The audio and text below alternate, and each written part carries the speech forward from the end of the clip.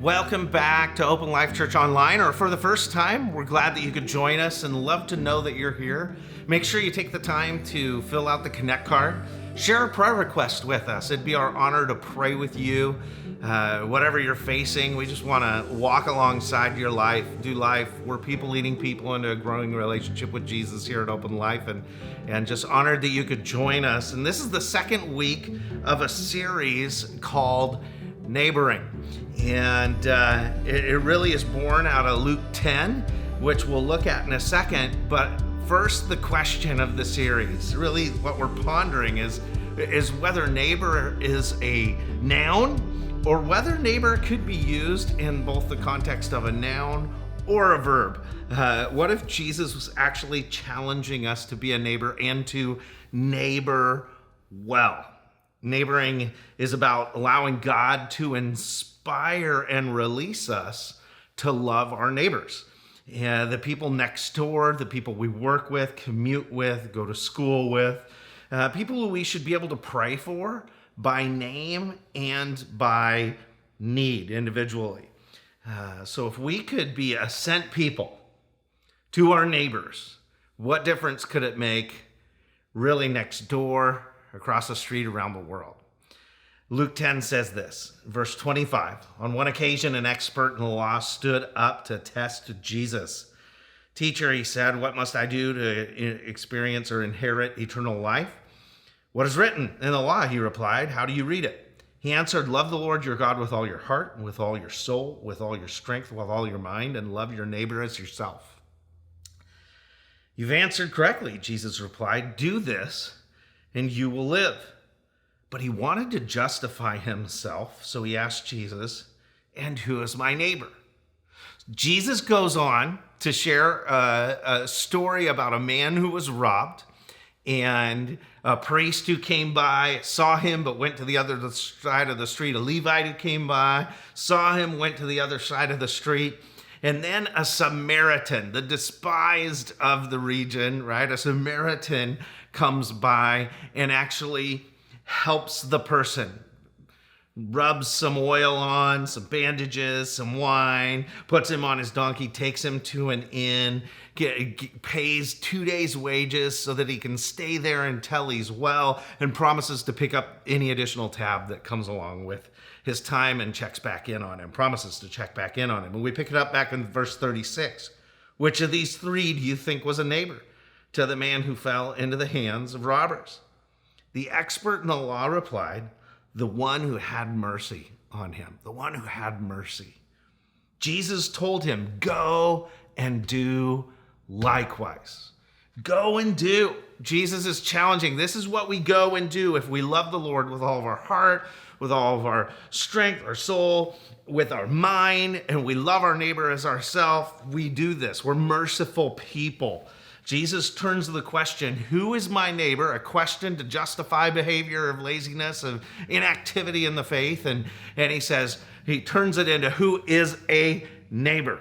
And this challenge really allows us to evaluate our own life. And man, am I operating out of fear or bias, or am I too busy to even neighbor well? Neighboring is inconvenient, uncomfortable. It takes time. It takes generosity, sacrifice at times. Putting other needs above ourselves. It takes practice for it to be natural to us, for it to be instinctive. What if neighboring was not as much about our heart as I think we read into this story? Well, man, the Samaritan just had a good heart. Is that the case? Or maybe it has a lot more to do with the fact that he had margin in order to engage this need, to be a neighbor. Last week, we just skimmed the surface of this thought in thought 3 that we need to leave margin. And we're going to expand it today. Let me read Leviticus 23:22 that says, when you reap the harvest of your land, do not reap to the very edges of your field or gather the gleanings of your harvest. Leave them for the poor and for the foreigner residing among you. I am the Lord your God.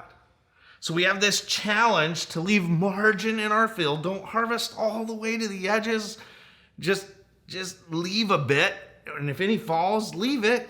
because there are foreigners among us. In more detail, we can read Deuteronomy 24:19 through 21 that says, when you are harvesting in your field and you overlook a sheaf of wheat, like that's a strand of wheat that's standing up, do not go back to get it. You see it pop back up when you go by, right? And it's like, I missed that one. Don't go back to get it. Leave it for the foreigner, the fatherless, and the widow, so that the Lord your God may bless you in all the work of your hands. When you beat the olives from your trees, do not go over the branches a second time.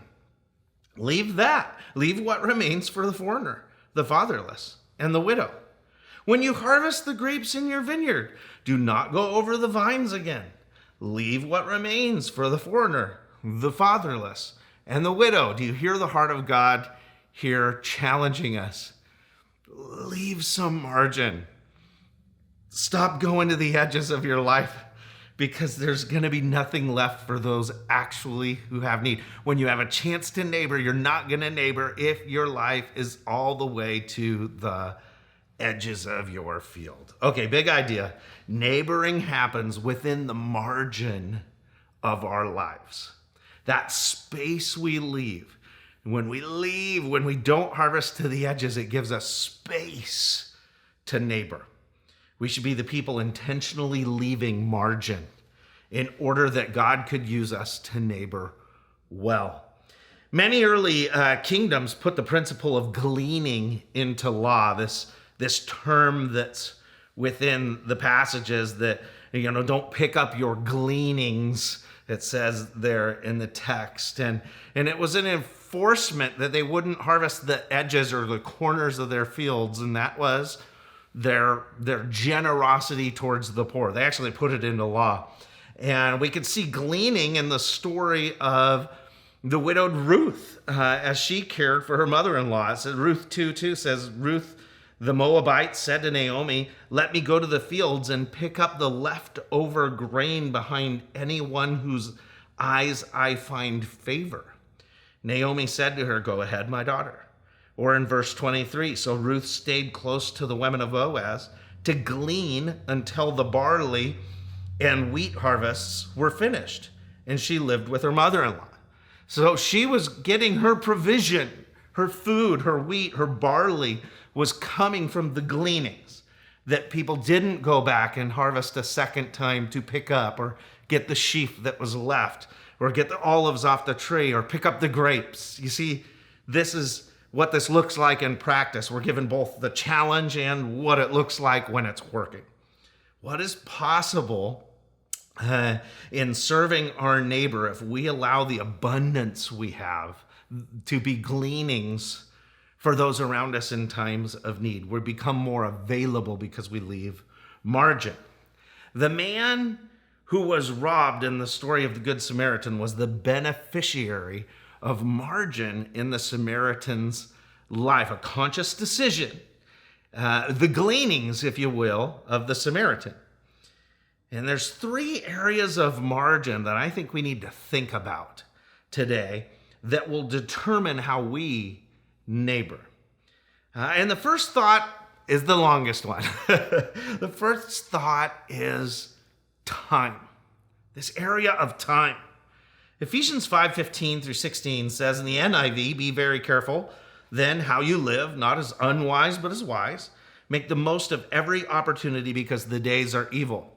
If you read a more literal translation like the ESV, verse 16 says, making the best use of the time because the days are evil. Making the best use of the time. When reading the Good Samaritan account, you could think that he's generous because he had the resources to be generous. Man, he's got the oil, the bandages, the wine, the donkey, 2 days' wages. I mean, this is why he stopped. I can make a difference in this guy's life. I have the ability. But research would say the reason he stopped is he had time to stop. In the early 1970s, 2 behavioral scientists, John Durley and Daniel Batson, were interested in studying the psychology of pro-social behavior. This is what it says. Why do people do good things for others? Their findings released in a paper called From Jerusalem to Jericho, a study of situational and dispositional variables in helping behavior. They set out to determine when someone is kind to another, is that because he or she has some innate qualities within them, like they're a kind person that just makes them kind? Or is it because of some situational factor around them that determines whether they will exhibit kind behavior, or as they termed it, helping behaviors? They gathered a bunch of students, seminary students, together at Princeton Theological Seminary who were learning to become priests. They were studying to become priests, and it had them do a ton of surveys, which really was kind of a ruse in the whole scenario. They did want to find out if they were kind people, right? Within the surveys, like, do you help people cross the street? Are you a Christian? Are you generous? Just a bunch of different random questions that they fill out. And when they're done with the survey, they would talk to them one-on-one, and they would tell the student that they were going to walk across campus and they were going to give a 5-minute presentation on the lessons within the Good Samaritan story, which we read. And they were going to go from building A to building B, and they were going to give a presentation on the Good Samaritan when they get there. 5-minute presentation. They were randomly selected to fall into 3 scenarios as they were dismissed. The first, they were told they had plenty of time to get there. In fact, they were told they were early. The second grouping, they were told, and this was at random, they were on time, but should get right there as to not be late. And then the third group, they were told they were running late and they needed to skedaddle. That's the word they use, skedaddle. And maybe you're one step ahead like I was when I was hearing this story for the first time. And figured out that they were about ready to rig a scenario, and they did. What they did is they wanted to find out if these people would be good Samaritans in between point A and B. They sent them on a route through the campus that would make them go through a 4-foot wide alley in which was a fellow student who was pretending to be in need, hurt, and in need of help. A 4-foot wide alley. Imagine a hallway in your house, a 4-foot wide alley. So this person in need that was displayed sideways all across the alley as these people walked to give a presentation. Future priests who wanted to help people for a lifetime. Were going to make their way from point A to B while practicing a sermon, a 5-minute sermon about the Good Samaritan, encounter the exact situation of the Good Samaritan before them, and listen to what happened based on whether they're in group 1, 2, or 3. The results are this.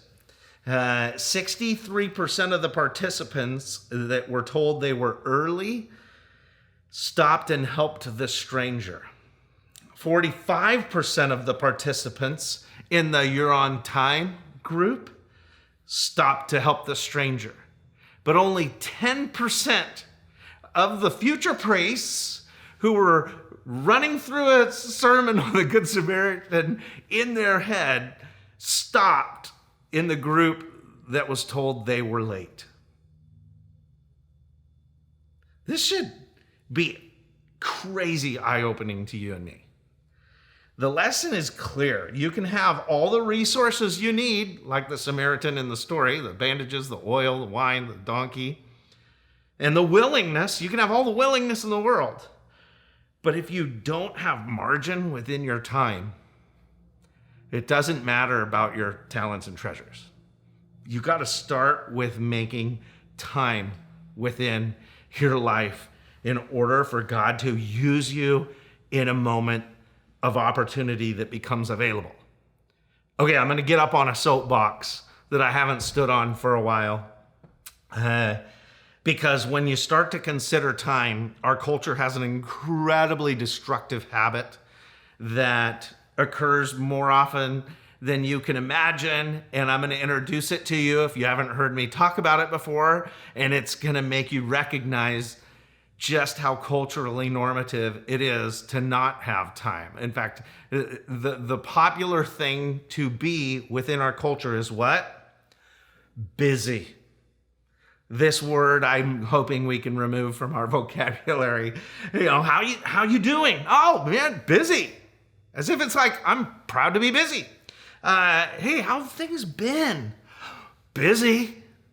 Right? It's like a status symbol we toss out there. We've missed you lately. Yeah, I've been really, busy. This one gets me, and hear me, I love you, but it gets tossed on me. So hear my tone. I'm affirming. But the reality is, oftentimes somebody will call or reach out, sorry to bother you. I know you're busy. And often I'll say, no, really, I'm not that busy. I'm totally available. I want to be accessible. I'm not that busy. Even if I'm busy, I'm not going to tell you I am because I don't like to use that word.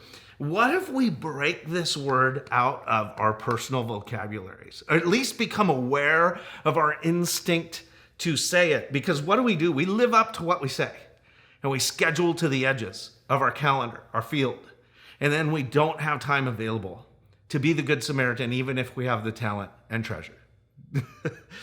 In London the London School of English lists 10 alternatives to the word busy that you could use. And these should jolt us to understand what we're really saying when we answer with the word busy.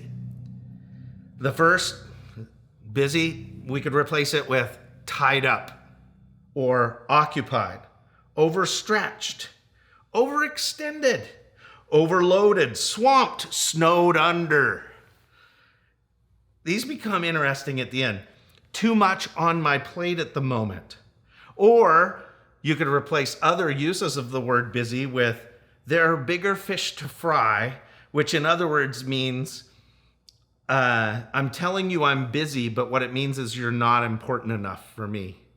Or else the final one, I have other priorities.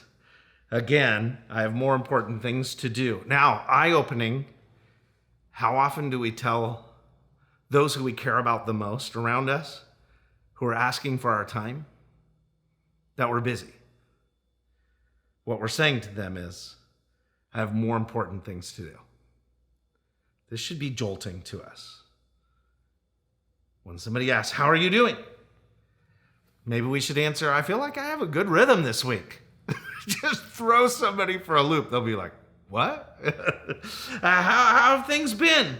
Oh, breaking through in some areas of my life, actually. What? Tell them you're creating margin with your time. We've missed you lately. Yeah, I've been prioritizing some things in my life, and I'm glad to get back to the things that mean the most to me. Just toss something out there other than busy. What can you do to create margin in your calendar, in your day, in your hour? How can you take back time so that you are not going through life in a hurry? You've heard of to-do lists. Maybe we need to start scratching some things off of our responsibility. So it's like, I'm done with that. There's some books that talk all about that. So you never have to say busy again. Unless, of course, you are overextended, overloaded, or actually tied up. So we need to make the best use of our time and create margin in our time. And number two, the second thought is, I've already said it a few times, talents. This is another area of our life we need to allow margin for our talents to be used. I know we hear this word and we think, man, I can sing, I can dance, I can ride a bike with one pedal. flashback to last week. I can play basketball. I can close a sale. I can run a 4-minute mile. I don't know what you think when you hear the word talent, but what if our talents are more like gifts or things that are unique to us that God planted within us for the betterment of our neighbors, our community. 1 Peter 4:9-11 says, offer hospitality to one another without grumbling. Each of you should use whatever gift. So each of us, none of us are off. This isn't the collective. This is like God's looking right at you. Each of you should use whatever gift you have received to serve others. As faithful stewards of God's grace in its various forms, if anyone speaks, they should do so as one who speaks the very words of God. If anyone serves, they should do so with the strength God provides. It's often beyond our own strength. So that in all things, God may be praised through Jesus Christ. To him be the glory and power forever and ever. Amen. It makes sense, right? Like you sing, you sing. If you can play piano, you should play piano. If you like kids, you should do kids ministry. You should work with kids at Kids Connect. You should do things with kids in community. Become a teacher. You have a pickup? You should be on the driving team at Open Life on Sundays. Do you have, all these are like developed gifts, developed skills we discover about ourselves and start to unwrap even spiritual gifts and our personality wiring and how we can engage in the life of the church and the body of Christ and what is happening in community. God can use us in that way. But I want to put something out there today. Talents can mean things that are forged in us as well. Maybe we could say like gold and silver forged through fire. There's a passage that speaks towards this. 2 Corinthians 1:3-4 says, praise be to the God and Father of our Lord Jesus Christ, the Father of compassion, the God of all comfort, which the Good Samaritan showed, right? Compassion and comfort for this person who is robbed and in need. Verse 4 says, who comforts us in all our troubles so that we can comfort those in any trouble with the comfort we ourselves receive from God. We've got to look at the reality. God comforts us so that we can in turn then comfort others. We're just a vessel for this to flow through. And if we're comforted and we hog that, we're not a neighbor. We're not neighboring in the way that God has intended us. He's allowing this forged talent, this forged experience to be a new ability within us to extend comfort to others. What if God brought or is bringing us through something that is desired to touch the life of our neighbor? You've gone through anxiety and your neighbor needs help getting through their anxiety. You've gone through, homelessness. Your neighbor needs help going through homelessness. You've gone through food insecurity. Your neighbor needs help going through food insecurity. You have experienced a child who self-harms.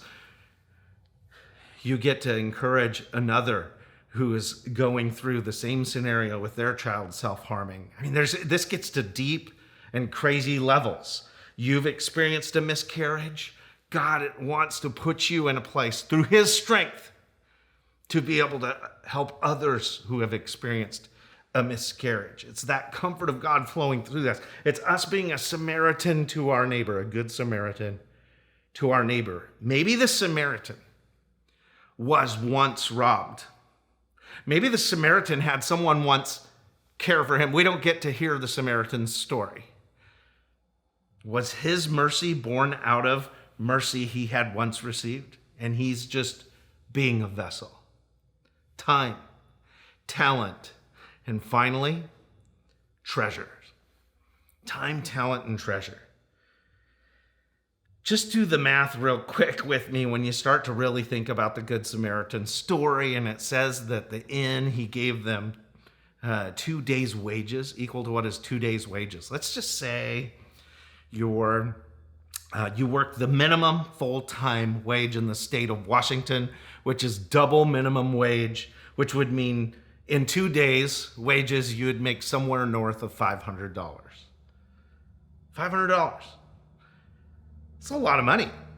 I mean, when's the last time we saw somebody in need and offered help to the amount of more than $500 just in cash? And then above that, he used his bandages and his oil and his wine and his donkey. Like, how open-handed are we with the resources we have in our life? When's the last time we let somebody borrow our car? When's the last time that we let someone stay at our house? When's the last time that we picked up the tab? When's the last time that someone was cold and we gave them our coat or our gloves? That's what this is talking about. Not to keep even, just to use our resources, our treasures. Luke 6:38 says, "Give and it will be given to you. A good measure, pressed down, shaken together, running over, will be poured in your lap. For with the measure you use, it will be measured to you." Or how about the way it's worded in 2 Corinthians 9:6-15? "Remember this, whoever sows sparingly will also reap sparingly. Whoever sows generously will also reap generously. Each of you should give what you have decided in your heart to give." Let me read that again. "Each of you should give whatever you have decided in your heart to give, not reluctantly or under compulsion, for God loves a cheerful giver." God is able to bless you abundantly so that in all things, at all times, having all that you need, you'll abound in every good work. As it is written, "They have freely scattered their gifts to the poor. Their righteousness endures forever." Now he who supplies seed to the sower, bread for food, will also supply and increase your store of seed and will enlarge the harvest of your righteousness. You will be enriched in every way so that you can be generous on every occasion. And through us, your generosity will result in thanksgiving to God. This service that you perform, speaking of an actual offering that is being taken, is not only supplying the needs of the Lord's people, but is also overflowing in many expressions of thanks to God because of the service by which you have proved them yourselves. Others will praise God for the obedience that accompanies your confession of the gospel of Christ, and for your generosity in sharing with them with everyone else. And in their prayers for you, their hearts will go out to you because of the surpassing grace God has given you. Thanks be to God for his indescribable gift. These people were being used for God to flow through with their resources, blessing the mission field. And Paul is just going, way to go, church, way to go. This is resulting in praise and thanks. And maybe you've heard the quote before that you can't outgive God, but it is so true. It is so true. When we open our hands, when we're not holding on to stuff, our treasures, but we open our hands and say, God, here I am. Use me. Use the stuff you've allowed me to steward in my life. Blessings come. They come in various forms. It doesn't mean we're going to get rich. This is not a promise of, hey, if you give $10, God will bless it and you'll get $1,000 today. You know, I'm not taking an offering for a jet today. This goes directly to the story of leaving the edges of your field. Why? Because as it occurs in 2 Corinthians 9:7 there, we need to decide to leave margin. Give what you have decided in your heart to give. Leave some stuff. Leave some of the abundance God gives us for those around us. And in fact, some people, having read through the Bible a few times, you've got Matthew 6:1-4 just cranking off in your head when you hear passages like this. You're thinking margin, decided, it sounds planned, but I know what Matthew 6, here's what Matthew 6 says. Be careful not to practice your righteousness in front of others to be seen by them. If you do, you'll have no reward from your Father in heaven. So when you give to the needy, do not announce it with trumpets as the hypocrites do in the synagogues or the streets, be honored by others. Truly, I tell you, they've received their reward in full. But when you give to the needy, do not let your left hand know what your right hand is doing, so that your giving may be in secret. Then your Father who sees what is done in secret will reward you. While giving in secret is one of many ways to give, it doesn't mean that you don't have a plan to give in the first place, like you haven't decided in your heart to give. Obviously, speaking to the church, they're already giving their tithes, 10% of their income to the church and to God's work. They're submitting that.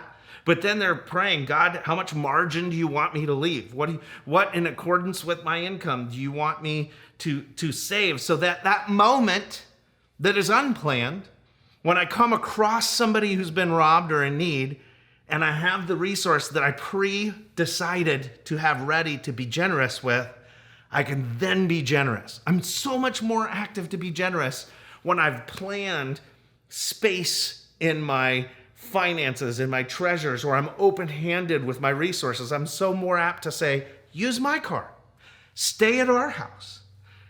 Here's some gloves. I'm using gloves because last Saturday our hike was way colder than we thought, and I got to give my gloves to somebody whose hands were colder than mine.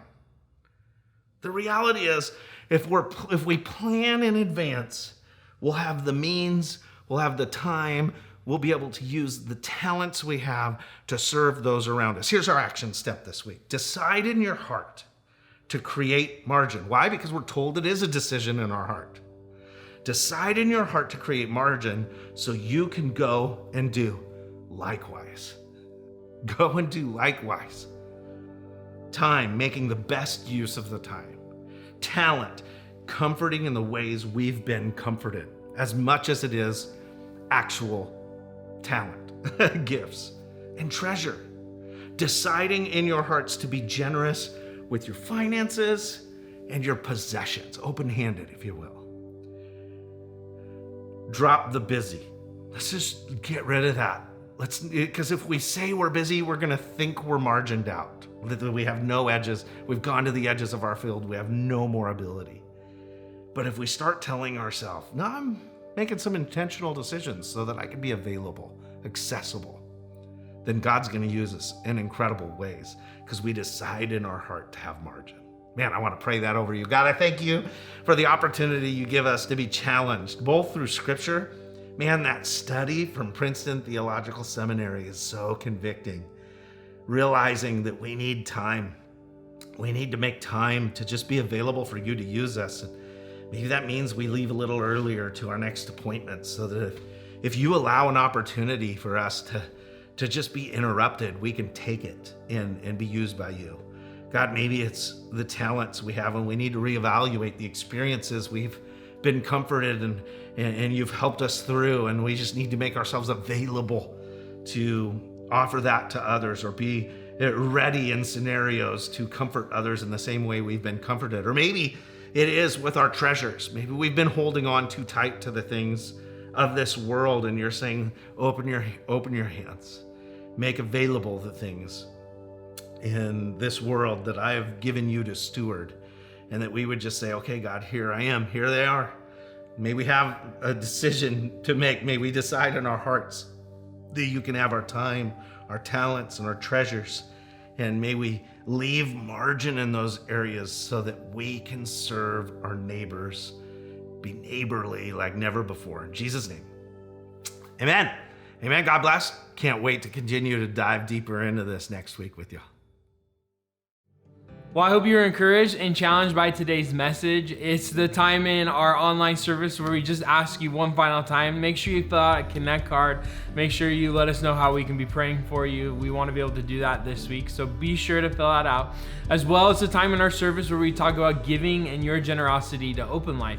Each time you give a gift or donation to Open Life, we give the first 10% to be intentional and strategic with your generosity to go towards projects and initiatives and organizations who are helping people where they're hurting in different areas such as hunger, education, relief work, foster care, justice for the oppressed, and bringing the good news of Jesus to unreached demographics.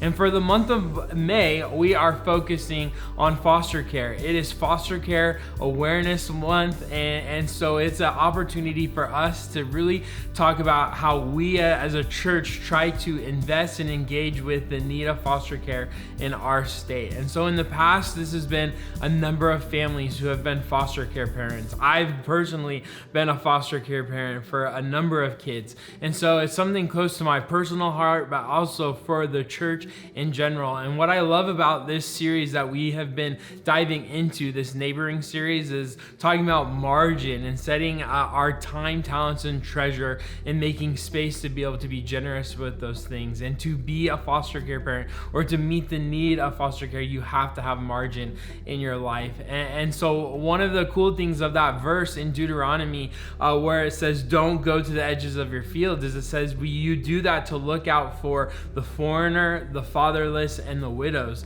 And so it's very similar to what we read about in James 1:27, where it says, religion that God our Father accepts as pure and faultless as this, to look after orphans and widows in their distress, and to keep oneself from being polluted by the world. And so we're so excited to engage with this need in our community, and in our in-person services we'll be talking about specifics on the need specifically, and we even get the opportunity to have the director of the Western Washington Olive Crest to come talk about how they are engaging with this need and how we can partner with them as a church. So when you give to Open Life this month, we are going to be supporting the work of Olive Crest as they work to train and build up families who are foster care parents, as well as just meeting the need with the network of social workers that they have access to, and even some cool opportunities that they have to continue the work that they are doing here in Western Washington and across our state. So thank you so much for your generosity. Thank you so much for watching and engaging with today's service. We hope you have a great week, and we'll see you back here next Sunday wherever you're watching right now. Have a good one.